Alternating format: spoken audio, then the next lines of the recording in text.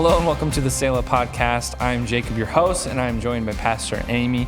And today our guests are Dar and Andrew Draper, who were our children's pastor here at the Refuge for many years and whenever I came on staff. And so during this podcast for Selah, we're having a 21-day fast at the church, and Selah simply means pause and consider. We're also going to be talking about God-given dreams. You know, the dreams that He brings to you in prayer or just in certain times of your life and the journey to see them fulfilled. So guys, can you start us out with your dream? How did this come about? What is the thing that God laid on your heart? Wow. Well, we were living our dream. Yes. We were living our dream, weren't we, husband? Yeah, because we met each other. Whoa, that's the dream. That was the first dream. Yes. And anyway, the life is such an interesting journey because the word says, in his heart, a man plans his course, but the Lord determines his steps. And honestly, I always had this dream of being in ministry. And I thought you had to marry a pastor to be in ministry. So I actually had this dream of marrying a pastor, and the Lord took me a different direction. Had her marry me. I married Andrew. And actually 15 years into marriage, he became a pastor. So I did get my dream. She forced me. I did. But it's interesting because sometimes our dreams come true when we realize they're not what we think they're going to, we have these hyped up dreams. Right. And I had to learn that ministry is everything. Like everything is ministry. And then the Lord allowed me to be in formal ministry. So we were on staff for the Refuge for 10 years, from 2007 to 2017. Loved it so much. 10 glorious years. Do you want to say anything about that season before we go to our dream? I always say it's the greatest jobs I ever had. I just loved working with kids, loved teaching kids, pastoring kids, and I've got the mind of a child and a face for radio. Yes, so this works out real job. well. So yeah, I loved it because I love humor. And in order to engage a child, you've got to be at this high level like all the time. Yep. And you've got to be funny because the things you're competing against are like, you watch their cartoons, you watch the YouTube stuff that they watch it, and it's real high level. And so, when you're ministering to them, you've got to be at this real high level of, funny stuff and just things coming at you, things happening, left and right. What's funny is when we left the children's ministry and then we started going to regular church, I'm like, oh my gosh. I'm like, when's crazy stuff going to happen? We were a little bored. We're like, Pastor Jay, you're not throwing candy at us. Yeah, I'm like, where's the candy? Where's the spray bottles? Where's confetti falling? Yep. It took a while to settle into big church. It was kind of hard. Yeah. Being adults. 1 year of taking on children's ministry in Salisbury, and at first it's the opposite. It's like, this is always crazy. And then a year in, when you do leave, I was like, it is odd. Where's the reward ball? Yeah. That's right. Where's my club bucks? I don't know. But as the Lord has us on our journey, He doesn't always tell us what's coming. And of course, there's many dreams. We carry. I'm a visionary. We carry vision for things you want to do in the future. But I felt what I call divine dissatisfaction, and not because I didn't love what I did, but there was something that was calling me to something more, something. It just felt like there was something the Lord wanted us to step into that was not more significant, not better, but just this rumbling that I felt. And I started praying into it. And so one day I remember standing down there in the river at the altar and praying. I was by myself and I prayed. I was like, Lord, give me more of a heart for kids in the world. And I heard the Lord say, okay, but you'll cry a lot. And I was like, well, I'm not even a crier. That's not really who I am, but okay.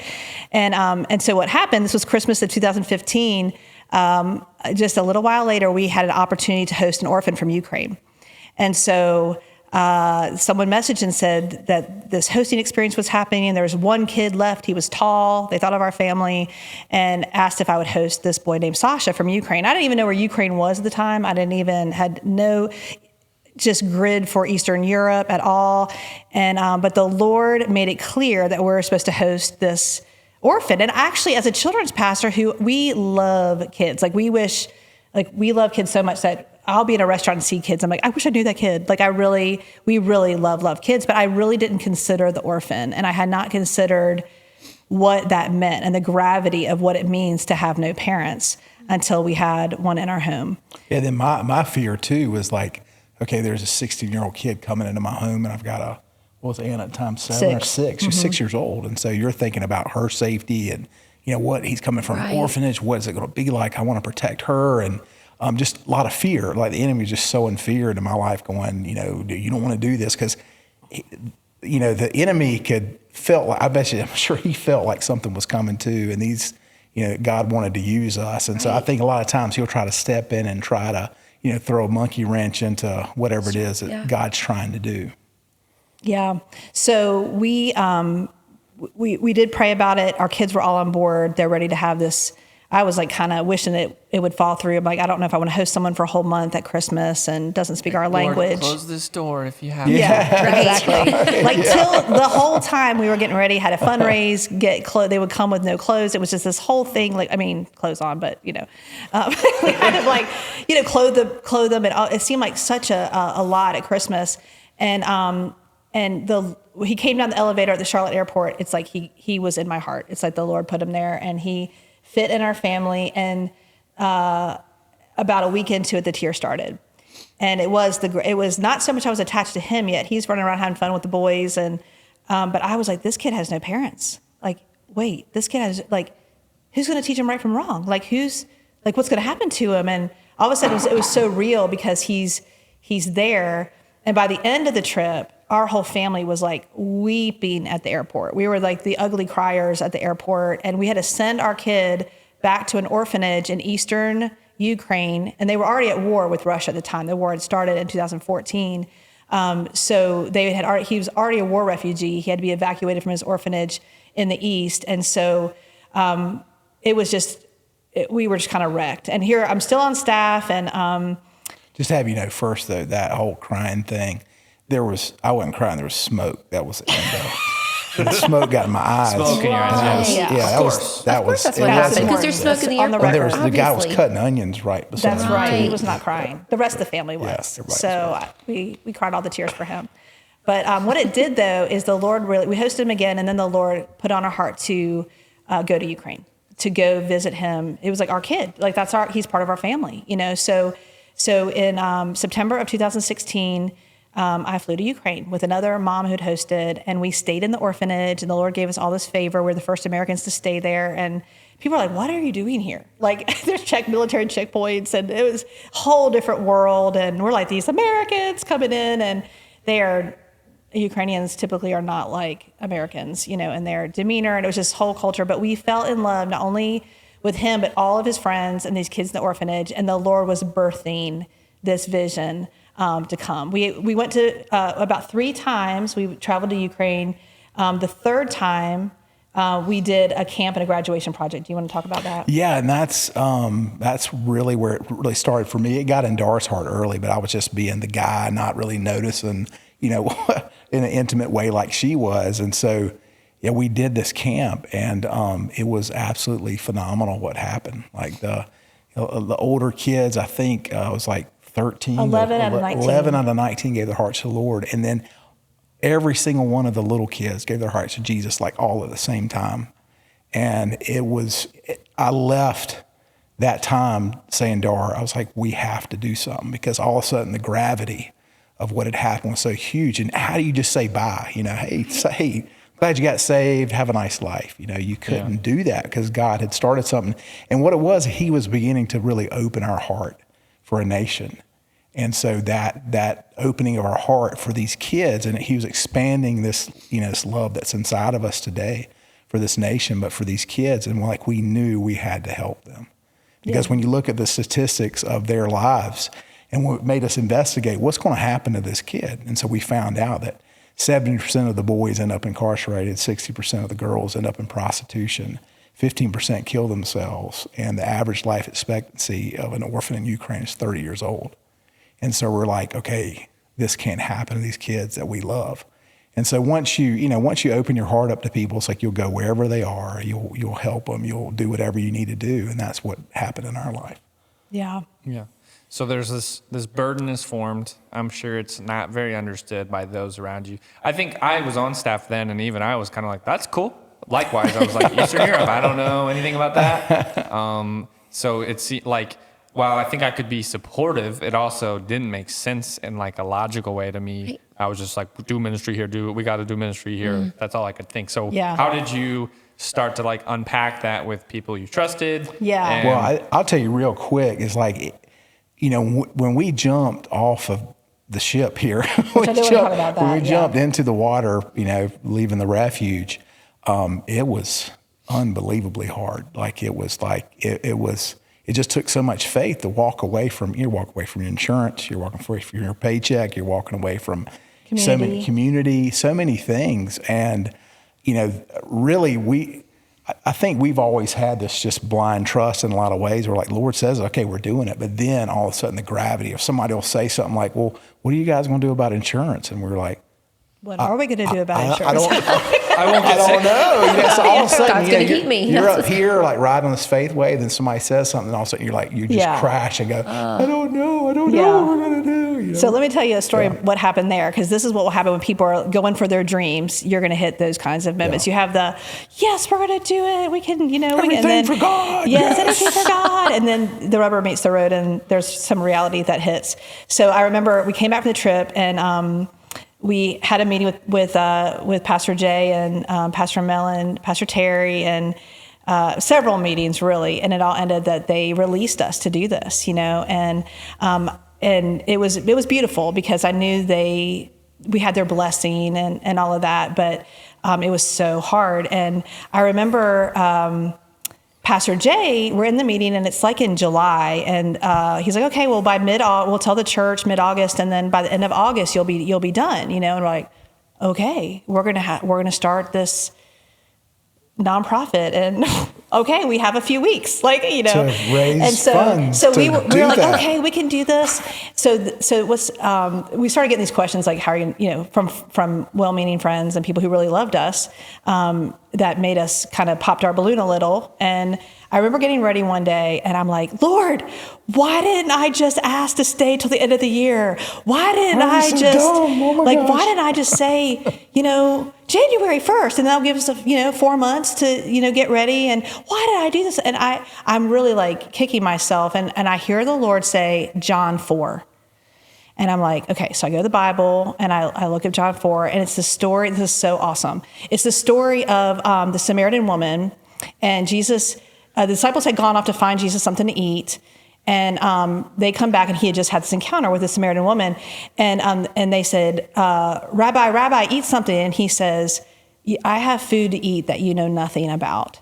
My food is to do the will of him who sent me. And the Lord's like, okay, part one, Jesus' friends were well-meaning. They were thinking about the practical, but Jesus was considering his source. He knew, I have food to eat you know nothing about. He was going to do the will. My food is to do the will of him who sent me. So God's like, that's part one.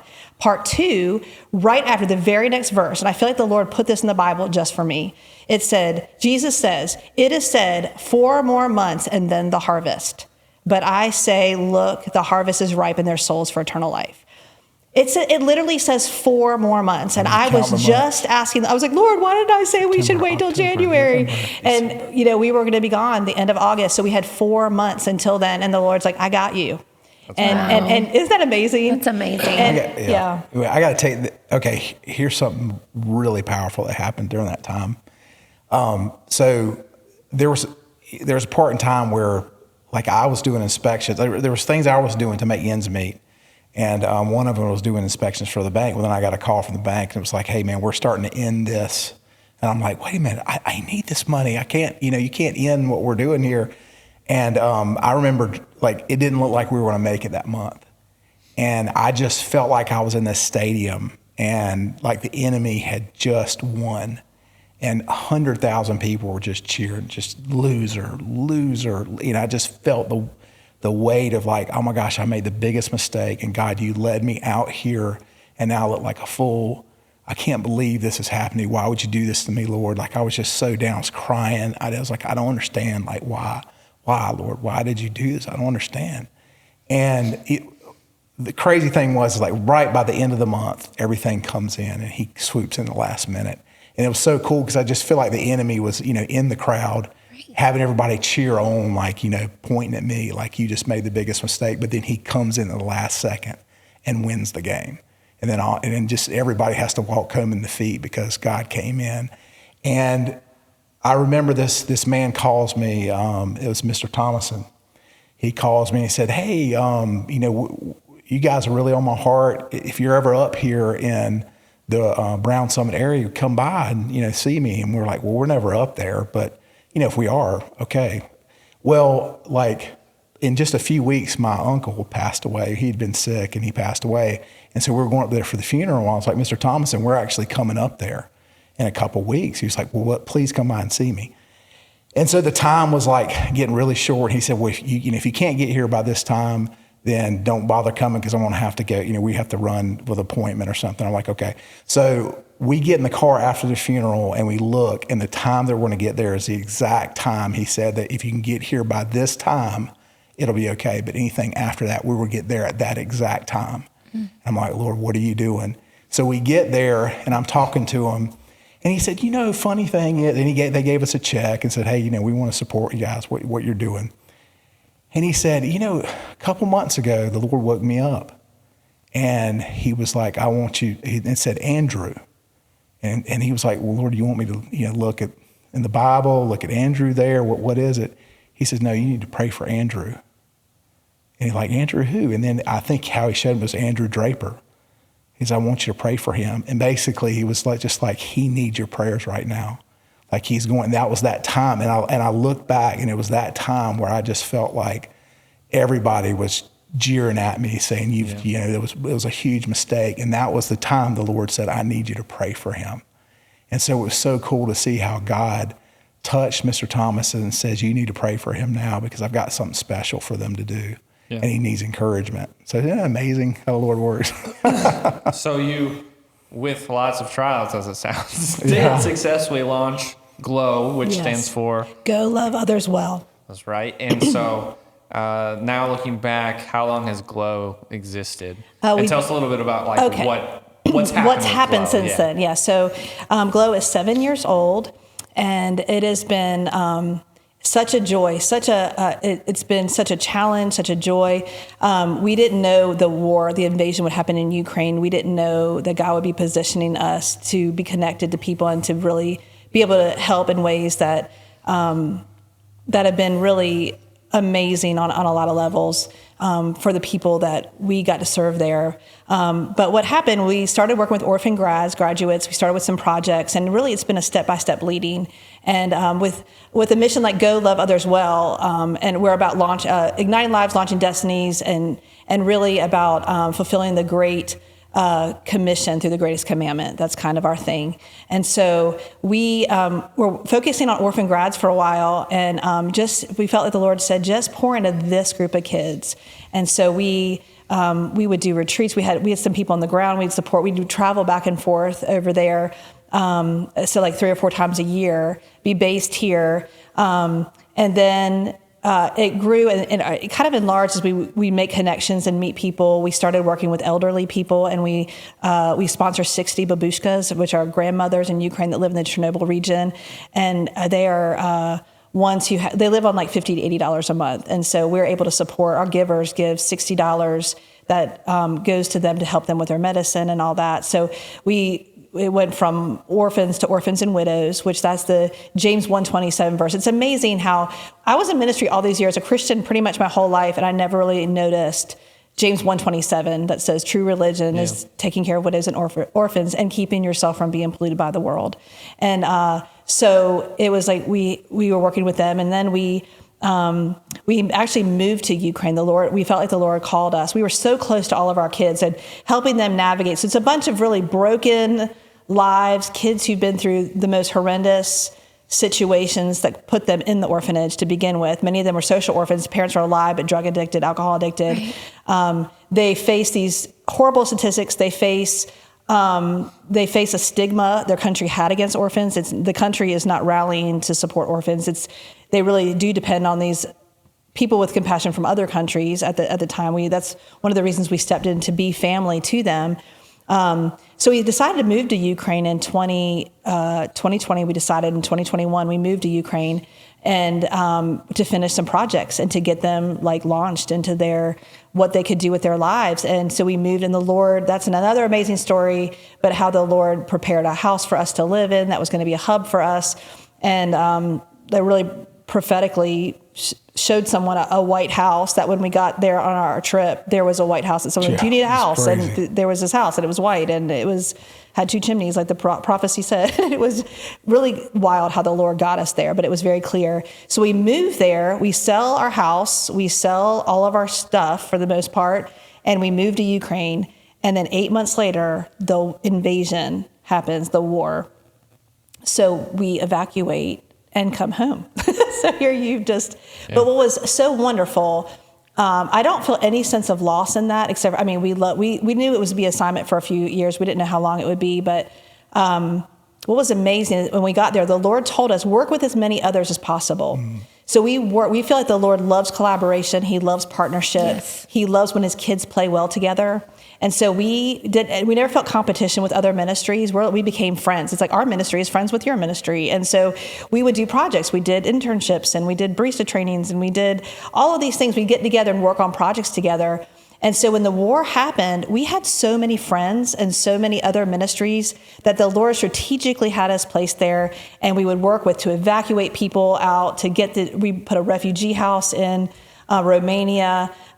We now have brought a whole bunch of kids over that were our kids, now they're young adults, to America. So some of our kids from the orphanage, we knew them in the orphanage, we knew them in their trade school or their college, and we're helping them there. And now we're helping them in America.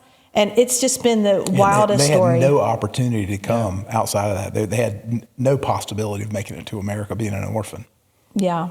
So Glow has continued. We have loved where God has told us to love, and God's given us a domestic application. We actually run Camp Glow now, which is the old Girl Scout camp over there in Kannapolis, and we have programming for kids. And our heart is to see kids ignited with the mission to go love others well, your family, your neighbor, your world. And we hope to see it become a mission launching ground to where we're raising up kids in a culture of love and a culture that is all about loving God and loving others, and then sending them off into the world. It's incredible. And we're filming here today in the Boy Scout property. And we're at the Boy Scout property at the Refuge, but we still love so much.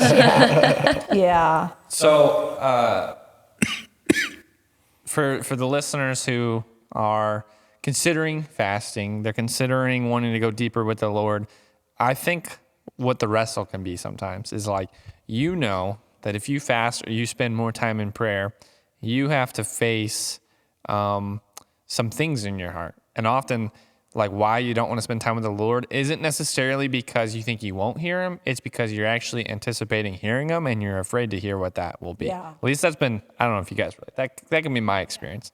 So even when I wrestled with wanting to, now I'm the creative communications director, but I was a youth pastor, and I wasn't necessarily dissatisfied with that, but there was, what do you call it? Divine dissatisfaction. Yes. So I relate to that, where I almost didn't want to pray because I knew when I was going to pray, I was going to have to address that feeling and what does it mean? What should I go do? And so sometimes the roadblock to wanting to pray and fast is not wanting to wrestle with this dream that is clearly there. And so early on, you were mentioning a lot of the roadblocks that you had. It wasn't just easy to jump right into it. So how would you encourage people who are just feeling like, it's not for me because then I got to wrestle with that thing the Lord's been pulling on my heart about, and maybe that's going to be hard. Like, how would you encourage that person?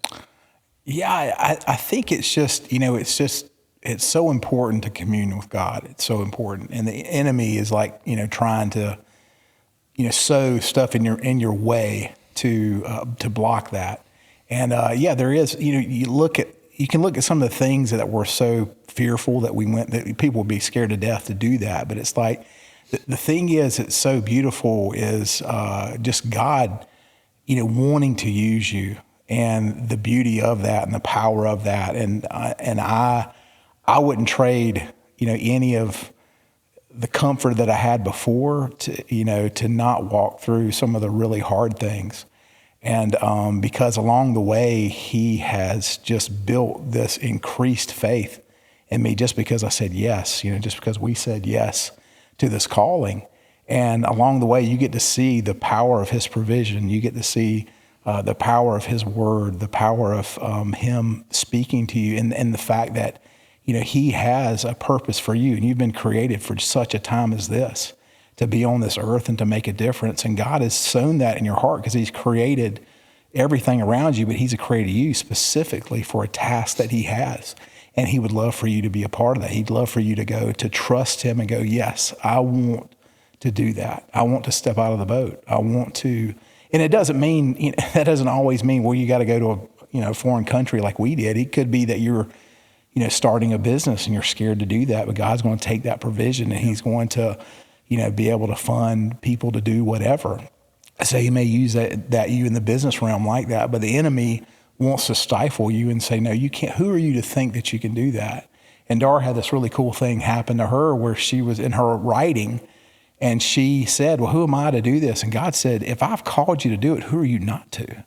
So you've given your life to him. If you've given your life to him, he has all access. Like, it's my life, it's his life. That's so right. If he wants to call us to do something like even writing, like it's not about me, it's about him and what he wants to do through my life. And there's no small thing and there's no big thing. Like, I think sometimes the Americans, we get caught up in, I want to do this big thing or this great. Well, the greatest thing you can do is love. That's the greatest thing you can do, is to love him with everything. It's the greatest thing we're called to do, is the greatest commandment, But I read this book one time called The Dream Giver. It was a great book, Bruce Wilkinson. And it said, there's a quote that I loved that said, if you don't do your dream, something wonderful won't happen.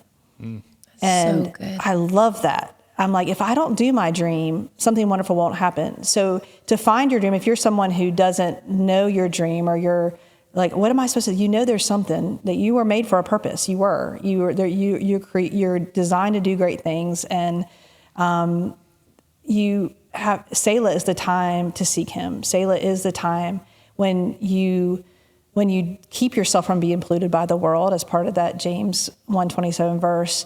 It gives the flesh time to die down and your spirit man to rise up, and you're feeding your spirit, and your spirit's becoming stronger, and your spirit hears and receives, is attuned to the voice of God, and those dreams come and the whispers come. And I believe we're people who are there's always more. We never get to the end. I expect to be an old lady someday, older than now, and still dreaming, still having new vision, new creative things to do, because we're made in his image, and he has a lot to create through our lives. And the thing is too, is he wants to create a story with your life. Like you look in the Bible and how did he relate to people? How did he talk to people? Through stories. Well, he wants to do the same thing in your life. He wants to create a story that when you tell someone that story, they're like, are you kidding me?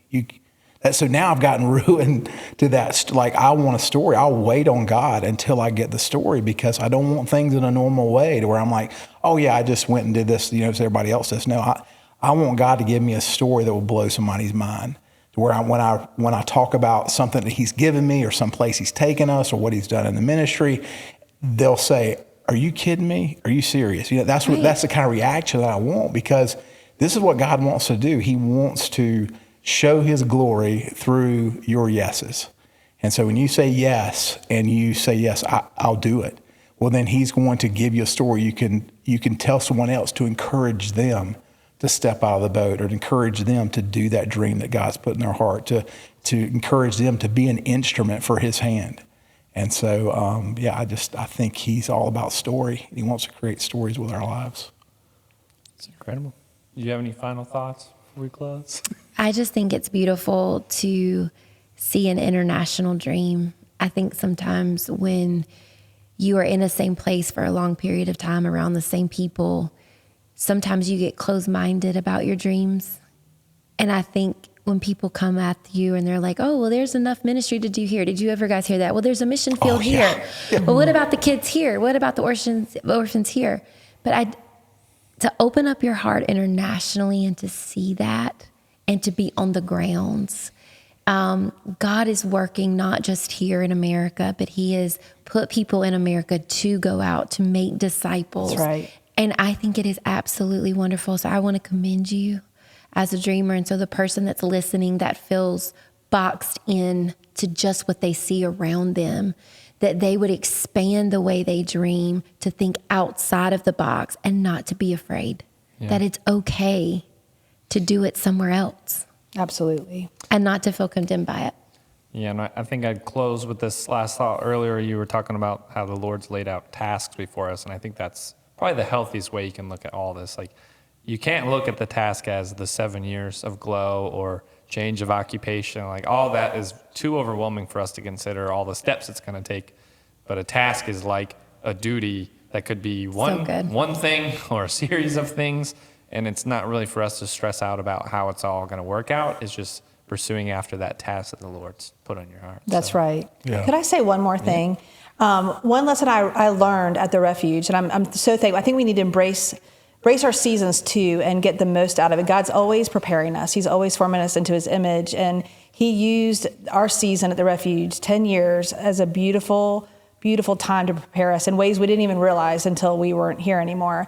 But I remember one time being in the 4 and 5 year old room, and I had this moment with this little boy. I would come on Sundays, and I think I'll say it now. I haven't said this really before publicly or whatever, but I would walk in the church on a Sunday morning. I felt like me and the Holy Spirit are coming in, and we have the most important job in the whole building, in the 4 and 5 year old room. I was like, nobody knows it, and they don't need to know it, but my job is the most important because I have the most fertile soil in this entire building. These kids believe every single thing I say, and I felt that, and I was like, it was all like, he, their parents are in childcare with Pastor Jay, and I'm in here with the 4 and 5 year olds. But this, I was like, God's got, everybody has this backwards, it's really about you. But I remember looking at this little boy, was a visitor, and I would sit in my little chair and invite the kids to come ask for prayer while the other ones would go to snack after the lesson. And this little boy came up to me. I'll never forget this. And he was pouring his heart out. His dad had just gone to the military, and he missed his daddy, and he's crying. And I'm like so close to him. And it was like the Holy Spirit said, this may be the most significant moment of ministry you ever had. And I felt it. I felt that moment with that little 4-year-old, and I was like, I get it, Lord. Like, it's not about the grand scale of what, it is so wonderful, like, to be able to travel and to do all the things, and there's calling on that. But there was a calling there. But I feel like everyone who's in Selah right now, we're all at different places, but don't despise the season you're in. Right. And embrace the season he's calling you into. Yeah. So it's both, and he might be calling you to go work in the nursery, This might be your podcast to hear that, But it may be to go into all the world, but it starts with that one in front of you. Yeah, I'll say real quick too, is just real quick note is that get in people's lives.